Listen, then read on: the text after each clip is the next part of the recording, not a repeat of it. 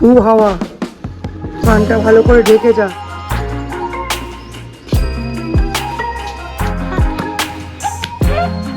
ওজো তেল মাখা একদম কমপ্লিট রাত্রির এখন একটাই কাজ, পিকনিকেরটা।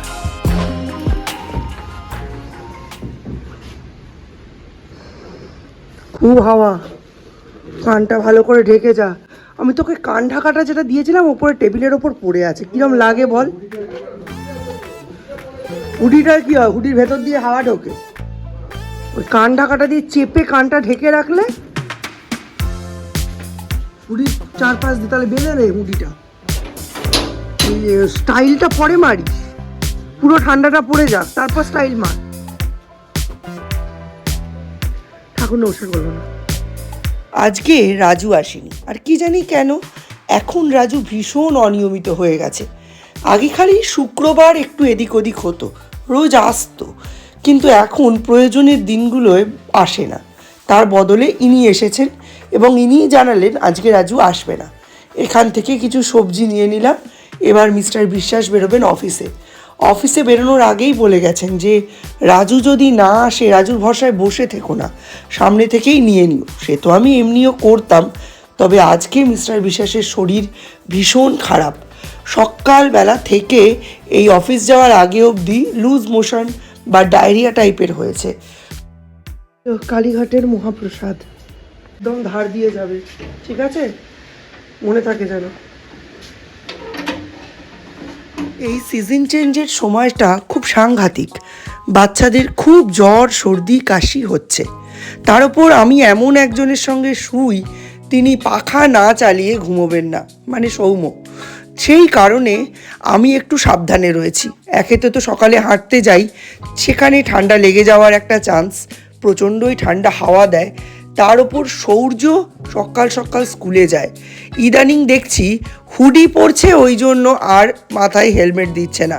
হুডির সাইড দিয়ে প্রচুর হাওয়া ঢোকে, ছেলেটার ঠান্ডা লেগে যেতে পারে। এই ভয়েতেই মঙ্গলবার দিনটা একটু অফ দিয়ে দিলাম, কারণ বুধবারে ওদের হাউস ডে, আর ওই দিনটা ওদের যেতেই হয়। নর্মালি বুধবারে ওদের ড্রামা প্র্যাকটিসটা হয়, মানে ওই অল্টারনেটিভ হয়, একদিন ড্রামা প্র্যাকটিস হয়, একদিন ডান্স প্র্যাকটিস হয়। অ্যাকচুয়ালি ডিসেম্বর মাসেই হচ্ছে ওদের অ্যানুয়াল ফাংশন। স্কুল থেকে গ্রুপও ক্রিয়েট হয়ে গেছে পার্টিসিপেন্টদের, সেই জন্যেই ওকে বেশি কামাই এখন করানো যাবে না। কিন্তু ঠান্ডাটা যেভাবে কামড় বসাচ্ছে, সে তাতে মনে হচ্ছে মাঝে মধ্যে একটু গ্যাপ দিলে ভালো হয়।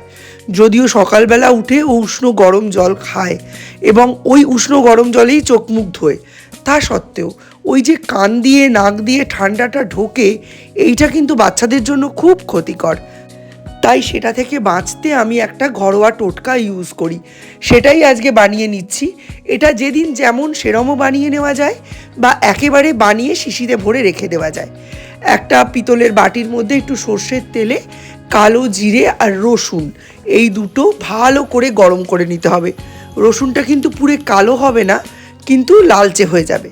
আর তার সাথে নিয়ে নিতে হবে একটা পিতলের গ্লাসটার কি কাজ পরে বলছি। তারপর মাসাজের একটা উপযুক্ত পরিবেশ তৈরি করতে হবে।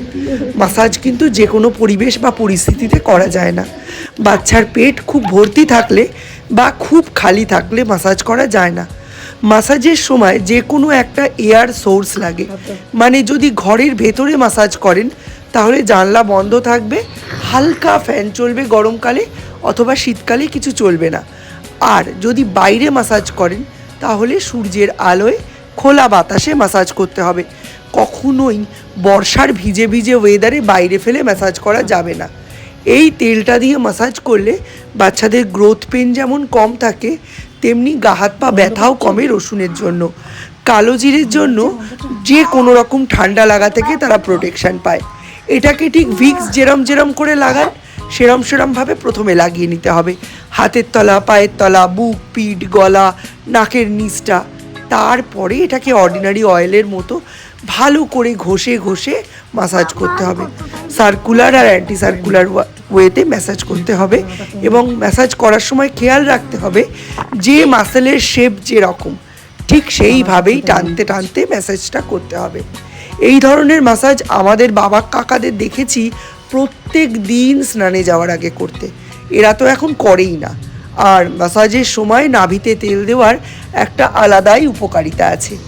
বলা যায় নাভিতে যদি তেল দেওয়া হয় সারা শরীর তৈলাক্ত থাকে, তাই নাভিতে অল্প একটু তেল দিতে হবে, তার উপর আর নিচ দিয়ে ঘুরিয়ে ঘুরিয়ে ম্যাসাজ করতে হবে।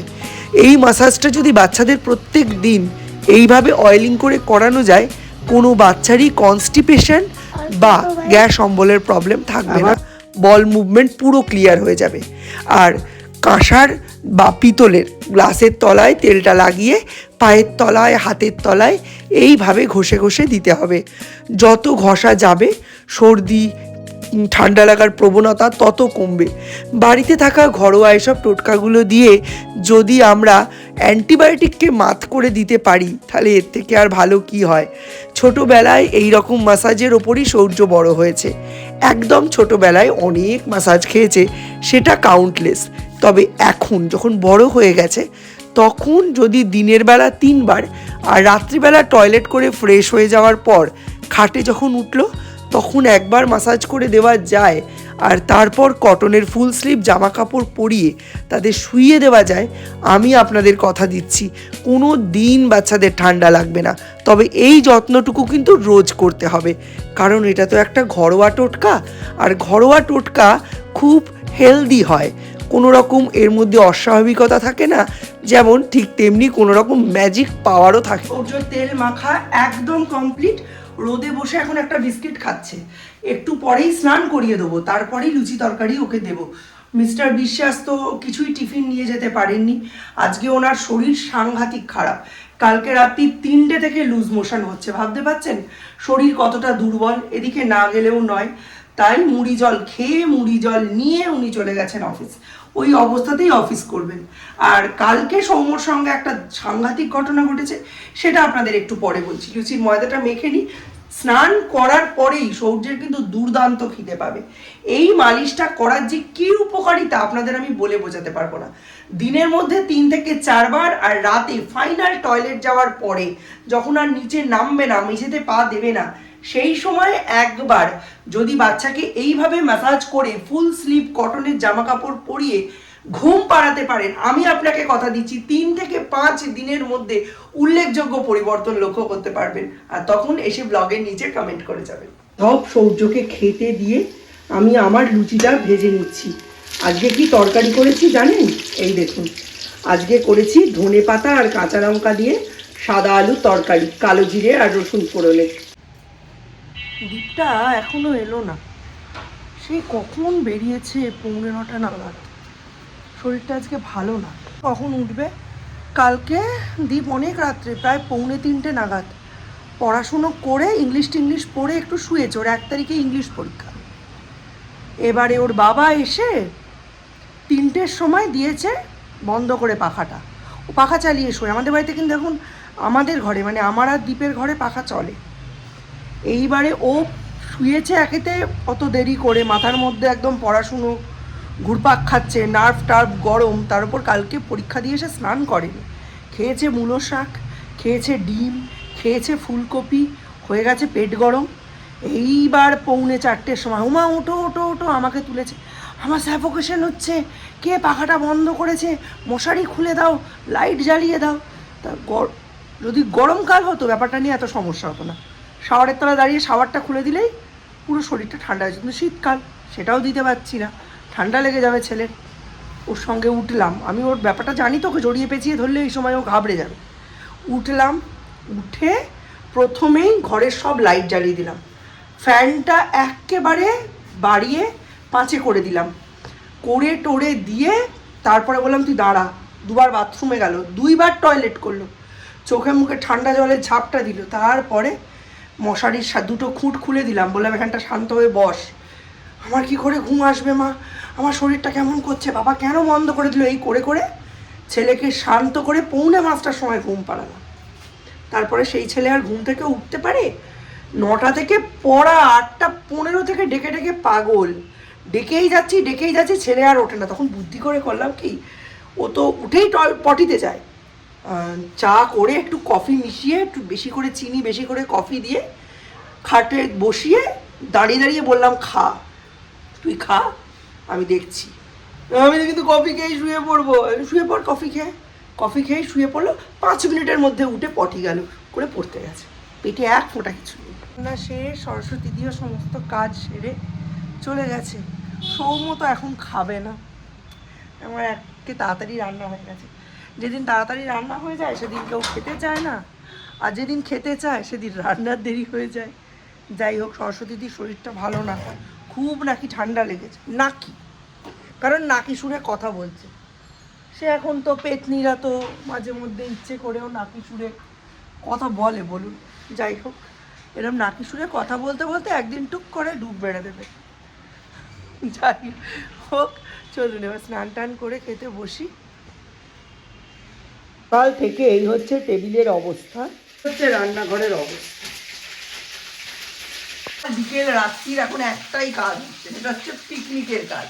হোয়াটসঅ্যাপে গ্রুপ তৈরি, ফেসবুকে ইভেন্ট তৈরি, কমিউনিটি তৈরি করা, লোকের কাছ থেকে প্রপোজাল নেওয়া, কে কী ধরনের মেনু চাইছে। এখনো অবধি এই দুদিনে আমাদের মোটামুটি মেনুটা একটা শেপ নিয়েছে। জানাবো মিস্টার অফিসে বেরিয়ে যাক, এখন আলু ফুলকপি দিয়ে মাছের ঝোল করছি, খাইয়ে বের করবো। বাইকটা বের করে রেখেছে, টিফিন আজকে দিলাম না, মানে দিতে পারলাম না। এখন আলু ফুলকপি দিয়ে সিলভার কার্পের ঝোল খেয়ে উনি যাচ্ছেন অফিসে। এই যে মিস্টার বিশ্বাস বেরিয়ে গেলেন পিকনিক সংক্রান্ত আলোচনা করতে, পিসির বাড়িতে যাব। মেনুগুলো জানাতে হবে তো, সকলের মতামতটা নিতে হবে। এখন অনেক কিছু ঘটনা ঘটছে, সব কিছু তো আনা যাচ্ছে না ব্লগের আওতায়। মেনুটা বলি, এক পক্ষ বলছে কড়াইশুঁটির কচুরি, আলুর দম, তার সাথে মোয়া। আরেক পক্ষ বলছে লুচি, ছোলার ডাল, মোয়া। আরেকজন বলছে কড়াইশুঁটির কচুরি, সাদা আলুর তরকারি, ধনেপাতা, কাঁচা লঙ্কা দিয়ে, তার সাথে মোয়া। এই গেল ব্রেকফাস্ট। স্ন্যাক্সের ব্যাপারে কেউ কিছু বলেনি, ঠিক আছে। স্ন্যাক্সে হচ্ছে চিকেন পকোড়া, কফি, আর হচ্ছে ফুলকপির পকোড়া, ভেজ পকোড়া নয়, ওই আলু চটকানো পকোড়া নয়, ঠিক আছে। দুপুরবেলায় হতে মানে চলেছে সেটা হচ্ছে ভাত, নবরত্ন ডাল, বেগুনি, ছ্যাঁচড়া, মাটন, এত অবধি সবাই ঠিকঠাক আছে। তারপর হচ্ছে চাটনি, পাঁপড়, অনেকে বলছে ভেতরে নবদ্বীপের ক্ষীর দই অ্যাড করতে এবং তার সাথে নলেন গুড়ের রসগোল্লা অ্যাড করতে। এইটা একটা ম্যাটার করছে, দেখা যাক। হ্যাঁ, দই শীতকালে কে কতটা খেতে চাইবে। আর আমাদের এই পিকনিকটা না আমাদের এই এরিয়াটার মধ্যেই হয়, এইখানেই হয়। আর মেন কারণ এখানে করার, কোনো বাগান বা পার্কে না গিয়ে এখানে করার মেন মানে কারণ হচ্ছে যারা বয়স্ক 60 আপ বা 55 আপ, যারা কোথাও যেতে পারে না, বাড়ির অন্য ক্যান্ডিডেটরা সব দূরে দূরে পিকনিক করতে যায়, যারা কোথাও যেতে চায় না পাড়ার, সেই সব ক্যান্ডিডেটগুলোকে ধরে ধরে এনে এখানে চেয়ারে বসিয়ে দেওয়া এবং তারা দুপুরবেলা অবধি এনজয় করবে রোদ খেতে খেতে। সেই জন্য সুতরাং মেনুটা সেরকমই হওয়া দরকার। তারা কেউ না শীতে ঠিক নবদ্বীপের ক্ষীর দই, লাল দই খেতে চাইছে না। দেখা যাক, সব রকম কথাই দেওয়া হবে। আবার অনেকে বলছে লুচি, ছোলা, দেখা যাক। তো টাটা, বাই বাই, আবার যেন দেখা পাই। আমি এখন যাচ্ছি পিসির বাড়ি। কালকের ব্লগটা আজকে এখানেই এন্ড করছি। এরপর থেকে আবার একটা নতুন ব্লগ শুরু করব, সেই ব্লগে আবার